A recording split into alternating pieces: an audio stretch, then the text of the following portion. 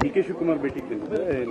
ಹೌದು ಸರ್, ಸಾಹೇಬ್ರ ಭೇಟಿ ಮಾಡಿದ್ರೆ ಏನು ವಿಚಿತ್ರ ಏನಾದ್ರು ಅದು ನಮ್ಮ ಕಾನ್ಸ್ಟಿಟ್ಯೂನ್ಸಿ ವಿಚಾರವಾಗಿ ಕೆಲವೊಂದಷ್ಟು ನೀರಿನ ಸಮಸ್ಯೆ ಇದೆಯಲ್ಲ, ಸೊ ಅದ್ರ ಬಗ್ಗೆ ಚರ್ಚೆ ಮಾಡೋಕ್ಕೆ ಮತ್ತು ಕೆಲವೊಂದಷ್ಟೆಲ್ಲ ರಸ್ತೆದು ಸಮಸ್ಯೆ ಇತ್ತು. ಹಂಗಾಗಿ ಸಾಹೇಬ್ರ ಹತ್ರ ಮಾತಾಡೋ ಒಂದು ಮನವಿ ಮಾಡಿಕೊಂಡು ಓನ್ಲಿ ಪೊಲಿಟಿಕಲ್ ಸರ್, ಬೇರೆ ಏನು ಇಲ್ಲ ಇದೆ ಸರ್. ಎಲ್ಲ ತಮ್ಮ ಮುಖಾಂತರ ಎಲ್ಲರಿಗೂ ಗೊತ್ತಿದೆ. ಏನಾದರೂ ಇದ್ರೆ ಸಾಹೇಬ್ರು ಬುದ್ಧಿ ಹೇಳೋಗಿದ್ರೆ ಹೇಳ್ತಾರೆ, ಇಲ್ಲದೇ ಇದ್ರೆ ಸಾಹೇಬ್ರನ್ನು ಕೇಳೋಕೆ. ಇತ್ತೀಚೆಗೆ ಸಾಕಷ್ಟು 2-3 ದಿವಸದಿಂದ ಬಹಳಷ್ಟು ಒಂದು ವಿಚಾರದ ಬಗ್ಗೆ ಚರ್ಚೆ ಆಗ್ತಾ ಇದೆ ಸರ್, ಅದಕ್ಕೋಸ್ಕರ ನಾವು ನಿಮ್ಮನ್ನು ಕೇಳಿದ್ದು.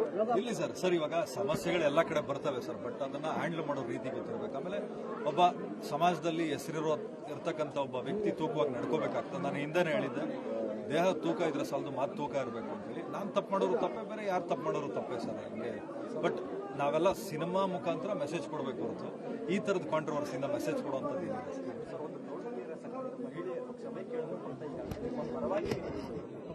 ಅದು ನಾನು ನೋಡಿದೆ, ನನ್ನ ಪರವಾಗಿ ಅಂತಲ್ಲ, ಮಹಿಳೆಯರಿಗೆ ತೊಂದರೆ ಆಗೋ ರೀತಿ ಮತ್ತೆ ಅದೇನೋ ಮಾತಾಡಿದ್ದಾರೆ ಸರ್, ಅದೇನೋ ಅವ್ರನ್ನ ಮಾಡಿಕೊಳ್ಳಿ ಸರ್ ಏನು ಇದ್ದೇ ಇರ್ತದಲ್ಲ ಸರ್. ಬಟ್ ನೋಡೋಣ ಸರ್ ಏನಾಯ್ತು.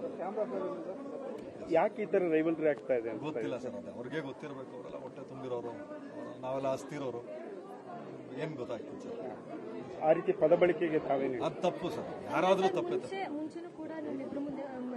ಹೌದು, ಗೊತ್ತಿಲ್ಲ ಮೇಡಮ್, ಅದೇನು ಅವ್ರಿಗೆ ಗೊತ್ತಿರ್ತದೆ. ನಾವೆಲ್ಲ ಇಲ್ಲಿ ಮೇಡಮ್ ಯಾವುದೋ ಮೂಲೆಯಲ್ಲಿ ಕೆಲಸ ಮಾಡ್ಕೊಂಡಿದ್ದೀವಿ.